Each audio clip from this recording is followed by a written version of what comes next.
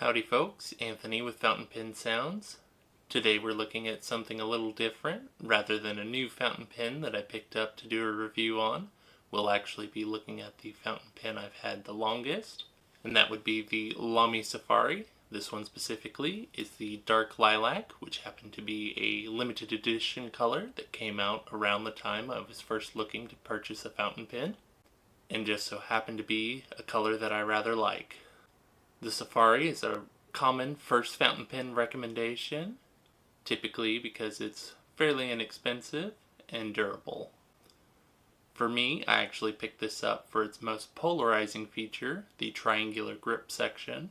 Prior to using fountain pens for some time, my overall form with holding pens was rather poor.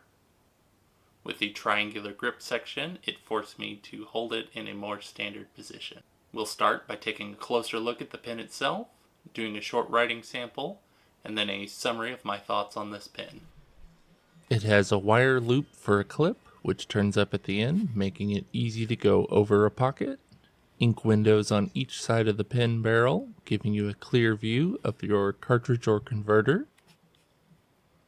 Removing the cap, you can see the Lamy specific nib, this one being an extra fine. From here, we'll move up to the triangular grip section, which has two flat areas for your fingers to rest on, and a rounded section on the bottom so it doesn't dig into your fingers. On the rear of the barrel, it has the Lamy logo molded into the plastic. Removing the barrel shows the converter I have installed. A unique feature of the Lamy converter is that it has two studs on either side. These studs snap into place on the cutouts in the rear of the section. This holds the converter quite securely. Now we'll move on to the writing sample.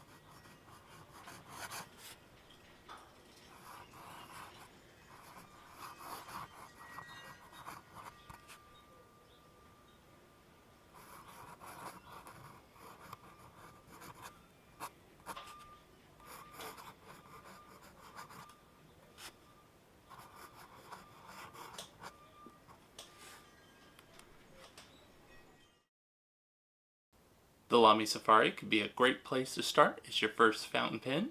For me, the triangular grip section provided a great benefit starting out.